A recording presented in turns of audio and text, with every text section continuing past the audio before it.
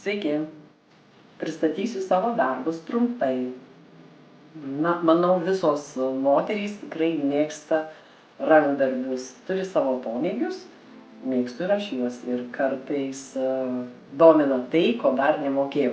Tai gal pradėsiu nuo to, ką mokėjau geriausiai, tai mezgimas virbalais ir, vienas iš tokių mezgimo pavyzdžių tai yra šalys. Kai ilgi vakarai ir nėra kas veikti, ir nervai ima, tai labai geras dalykas nervų nuraminimui.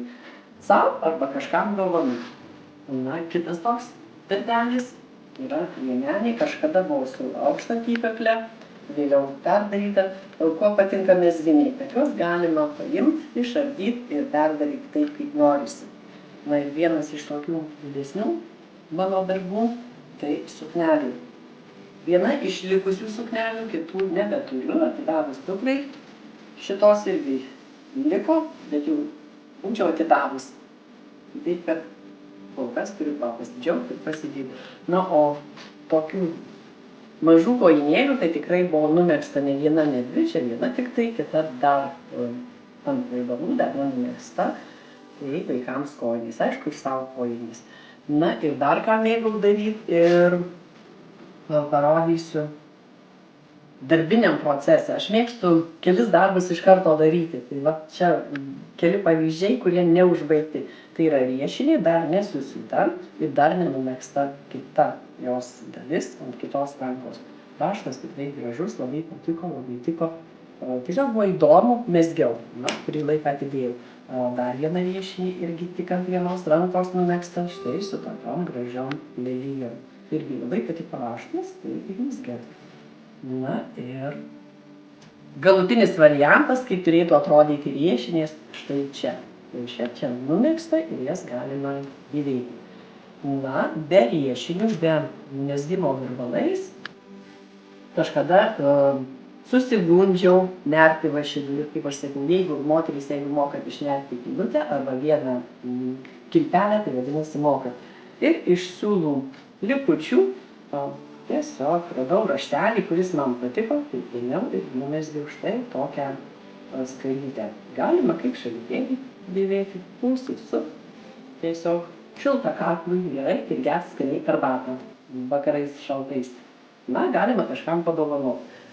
Iš siūlų likučių mėgstu megzti visokius niekučius. Tai štai čia tokios kaip potkelytės, kaip puodo dangtis karštas, tai kad nenudegtume rankų, galim panaudoti štai tokias mažas servetėles. Kas dar lašeliu numegzta? Lašeliu numegzta štai tokia nuostabiai graži skrybėlė. Pirmas blynas, bet manau, gal ne visai prisvilęs. Dar nedėvėta, tiesiog laukia savo eilės. Ir dar keletas mano mėgstamų dalykų buvo tai įdėjimas, kurio nemokėjau ir dėkinga už tai visų vietai įdėliai, kad reikiamą varg, tai dirbo pas mus. Tai tiesiog mūsų moteris subūrė į nedidelį kolektyvą ir pamokino, kaip reikėtų velti. Tai yra kelios skarelės tokios atveltos. Čia yra tiesiog panaudota šilkinė skarytė, jinai buvo didelė keturkampė, perkirpta ir išdėliota įvairiai vilna ir šlapiu būdu velta. Tikrai jaukus, malonus aksesuaras, skarytė, kurią galime naudoti, nėra tik taip, kad nuvėliai ir numetei.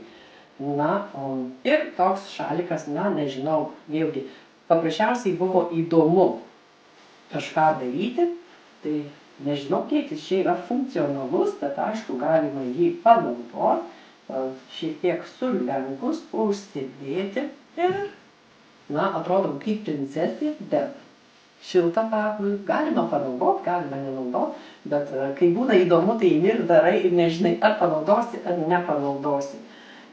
Ir dar, sakyčiau, visai vykęs modelis, tai ir darbas, tai pirštinės. Šiltos, patogios, nes neįspaudžia ir rankom šilta ir aišku pačios padaryta, tai irgi smagu. Aišku, buvau nusivėlusi ir tapkes ir veltinukus, nes buvo toks laikotarpis, kai buvo po operacijos mano koja ne į bet ką tilpo tai iš įvairių vilnų likučių nusivėliau labai spalvingus derintukus. Deja, jie jau sudėvėti. Ir prie šių pirštinių yra šalikėlis. Irgi tuo pačiu šlapiu būdu velta šalikutis. Na ir dar iš vėlimo pavyzdžių yra pats galbūt pirmiausias toks blynas, tai velta ir šlapiu ir badymo technika. Tai tokia gėlė gavosi tokia labai didelė, nepavyko mažesnės padaryti, labai jau dideli dalykai gaudavosi. Kita šiek tiek mažesnė, na ir vėlgi toks, kaip aklo papuošalas gali būti, galima panaudoti kažkur užuolaidai prikabinti. Čia kaip kas ką sugalvos, taip galima padaryti. Taip pat velta yra nedidelė segė ir yra apvelti muiliukai, kuo jie yra patogūs. Tai ir kempinėlė, ir muiliukas kartu. Ir kai sunaudojam šį muilą, mes galim gražiai prakirpti šoną, įdėti kitą muilą ir gražią dekoratyvę siūlę užsiuvę vėl turim naudoti gerą, puikią ir kempinėlę, ir muilą. Tai tiek iš vėlimo. Aišku, dar yra keletas sagų padarytų iš odos. Irgi iš odos likučių, tiesiog pagal trafaretą. Iš neturėjimo ką veikti ir buvo sugalvota, kažkada pirkau Humanoj tokį ryškų švarką su labai gražiom sagom. Štai tokiom sagom. Ir aš jį pirkau būtent dėl šių sagų, nes buvau sugalvojusi daryti sagės. Tai pardavėjos žiūrėjo labai keistai, nes galvojo, kurgi ta moteris eis su tuo švarku. Tai iš to švarko nežinau, kas padaryta, bet man reikėjo štai šitų sagyčių.